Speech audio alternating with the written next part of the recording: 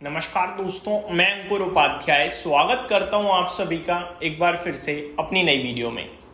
दोस्तों, आज मैंने रेलवे स्टॉक्स पे वीडियो बनाई थी बड़े दिनों बाद। काफ़ी लोगों ने काफ़ी सपोर्ट दिया, प्यार दिया और वैसी वीडियो की डिमांड भी करी है। तो मैं आप सभी के साथ यहाँ पे कुछ ऐसे स्टॉक शेयर कर रहा हूँ जो बहुत चले, बहुत पैसा बनाया, सबने खरीदे, सबने पोर्टफोलियो में रख लिए उठा के। लेकिन अब इन स्टॉक्स को क्या हो गया है समझ में ही नहीं आ रहा। इनफैक्ट अगर आप इनकी ऑर्डर बुक उठाएंगे तो आपको मज़ा आ जाएगा, लेकिन कंपनियां पैसा नहीं बना रही हैं। क्या करें क्या ना करें, इसके बारे में आप सभी के साथ इस वीडियो में डिस्कस करने जा रहा हूं। For example, shipping stocks, defence stocks, बुरा हाल है इन सभी का। रेलवे उठा के देखा आप सभी ने, आज बहुत ही बुरा हाल है। एक एक करके डिटेल में आप सभी के साथ स्टॉक्स और उनकी कहानी शेयर करता हूं। शुरुआत करते हैं दोस्तों शिपिंग स्टॉक्स के साथ। मज़गांव डॉक एक बेहतरीन फंडामेंटल वाली कंपनी, बेहतरीन फाइनेंशियल्स, बैलेंस शीट, सब कुछ स्ट्रांग है, ऑर्डर बुक बहुत स्ट्रांग है, आगे को लेकर आउटलुक बहुत स्ट्रांग है। लेकिन शेयर का प्राइस बीते 6 महीने में ऊपर से 1100 रुपये, करीब करीब 30% टूट चुका है। ठीक है जी, क्या करें क्या ना करें, ये सवाल उठता है। दोस्तों, मैं एक आप सभी के साथ सिंपल सी कहानी बताना चाहता हूँ। मैच करा पाओ तो करा लेना, नहीं करा पाओ तो मत कराना। ये सिर्फ कहानी है, इसको मैं फैक्ट आपके साथ डेटा के बेसिस पे शेयर नहीं कर सकता चाहते हुए भी। कहानी क्या है? कहानी ये है कि जब कोई शेयर चलता है उसके पीछे रीजन होता है उसके फाइनेंशियल और बाइंग। फाइनेंशियल अच्छे हैं, बाइंग ना हो शेयर चल नहीं सकता। मैं आपको बता रहा हूं, आईटीसी का शेयर कितने समय तक 200 रुपए पे घूमता रहा था, क्योंकि बाइंग नहीं बनती थी और थोड़ा बहुत चलता था तो सेलिंग आ जाती थी, लेकिन फाइनेंशियल तो बहुत स्ट्रांग थे। तो किसी भी स्टॉक को ऊपर लेके जाने के लिए 2 चीजों की जरूरत पड़ती है, फाइनेंशियल और बाइंग। ठीक है, फाइनेंशियल्स अच्छे हैं और बाइंग नहीं आ रही है तो आज चले ना चले, कल चल जाएगा, 1 साल में चलेगा, 2 साल में चलेगा, चलेगा। फाइनेंशियल खराब है और बाइंग आ रही है तो बेशक आज तो चल जाएगा, लेकिन आगे जाकर ट्रैप करके वापस टूटेगा, क्योंकि फाइनेंशियल खराब है। At the end financials matter करते हैं, लेकिन करंट सिचुएशन में बाइंग की इंपॉर्टेंस बढ़ जाती है। स्कैम कैसे हो जाते हैं, कैसे फ्रॉड होता है मार्केट में? कंपनी के पास तो कुछ भी नहीं था, लेकिन शेयर का प्राइस मल्टीबैगर बन गया। कैसे बन जाता है? क्योंकि वहां पे बाइंग चल रही है, वो खींच देती है, लेकिन वो खत्म हो जाती है कंपनी, क्योंकि कुछ था ही नहीं कंपनी में। अब मज़गांव डॉक या पूरा शिपिंग या पूरा डिफेंस या पूरा रेलवे में क्या हुआ था, आपको याद होगा अच्छे से।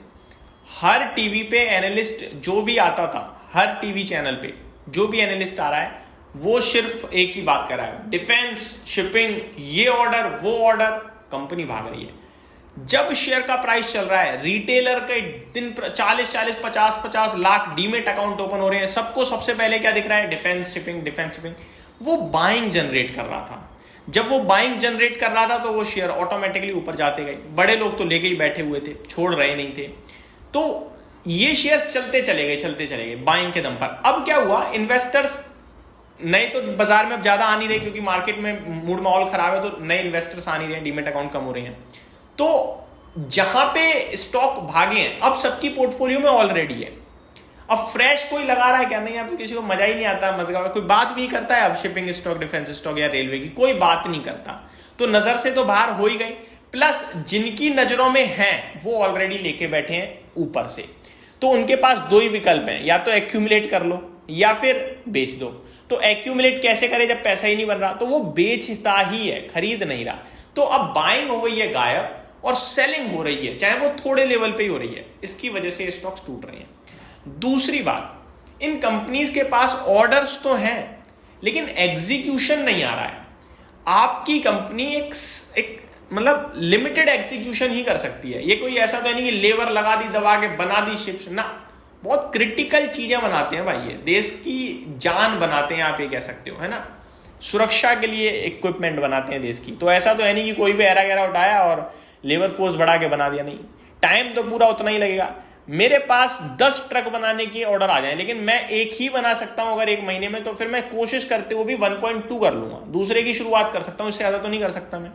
सेम चीज शिपिंग और डिफेंस में हो गई है। ऑर्डर्स तो हैं, लेकिन एग्जीक्यूशन कैसे उसको बढ़ाए और कैसे उसको, मतलब वर्कफोर्स तो उतना ही पड़ रहा है ना, तो वो चीज पड़ गई है अब यहां पे बीच में। अब अगर आप टेक्निकल स्ट्रक्चर देखोगे तो वॉल्यूम्स तो बिल्कुल मिसिंग है। एक समय पे जहां भर भर के इनमें खरीदारी बिकवाली होती थी, वहां पे अब वॉल्यूम्स तो हो गए हैं गायब और टेक्निकल स्ट्रक्चर हो गया है वीक। मजगांव डॉक 6 महीने की बात करूं तो पहले तो वन साइडेड भागा और अब वन साइड लोअर लो की फॉर्मेशन में जा रहा है। मैं एक ही चीज बोलूंगा, जब तक प्रीवियस स्विंग हाई ब्रेक ना करे तब तक इस शेयर से दूर रहो। अभी के हिसाब से प्रीवियस स्विंग हाई क्या है वो बताना चाहूंगा, 2850 का। जब तक ये ब्रेक नहीं करेगा ऊपर में, आपके लिए ये स्टॉक 2350 भी हो सकता है, 2400 भी हो सकता है और भी नीचे जा सकता है।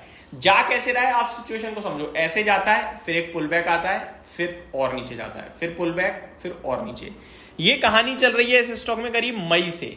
मई एंड यानी जून और जुलाई 2 महीने आपने ऐसा देखा है। मई एंड में स्टॉक ने 3751 का हाई लगाया था। अच्छी बात यह कि ये स्टॉक बार बार अपने निवेशकों को मौका देता है एग्जिट का, बार बार। ऐसा नहीं है ट्रैप टाइप फीलिंग नहीं आ रही होगी आपको। बढ़ते हैं दूसरे स्टॉक की तरफ जो थोड़ा ट्रैप टाइप फील करा रहा होगा, कोचिन शिपयार्ड। इसमें ट्रैप टाइप फीलिंग आ गई होगी क्योंकि इसने नहीं दिखाया भाई हाई।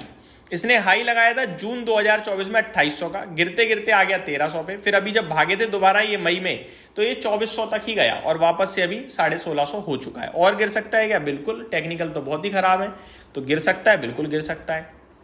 ठीक है, इसी पैटर्न पे आधारित है गार्डन रीच शिप बिल्डर। इसने लेकिन रिसेंटली भी बहुत तेजी से रफ्तार दिखाई दी जब 26,000 करोड़ का ऑर्डर मिला था। और अभी इसका टेक्निकल चार्ट स्ट्रक्चर उतना खराब नहीं है, लेकिन खराब इसका भी दिख रहा है। नीचे सपोर्ट लगाया स्टॉक ने, 2430 के करीब सपोर्ट लिया है, तो ये लेवल अगर ब्रेक होता है तो एडिशनल गिरावट आने के चांसेस हैं।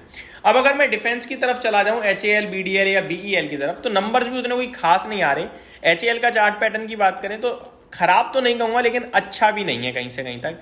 इसमें पहले कंसोलिडेशन चला, कंसोलिडेशन के बाद जुलाई 8 के बाद 5000 का भाव था, वहां से वन साइडेड फॉल आया है और अभी स्टॉक की बात करें तो करीब 4500 के करीब ट्रेड कर रहा है। मुझे लगता है 4200, 4000 ये इंपॉर्टेंट लेवल है, ये ब्रेक नहीं होने चाहिए और ये ब्रेक होते हैं तो ज्यादा गिर सकता है।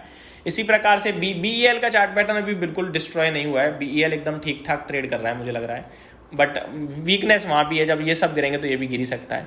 अगर इसमें ब्रेकडाउन आता है, ब्रेकडाउन होगा 360 के नीचे, 360 का लेवल अगर ब्रेक हो गया तो फिर वन साइडेड फॉल है 320 रुपए तक, कोई रुकावट थकावट नहीं है।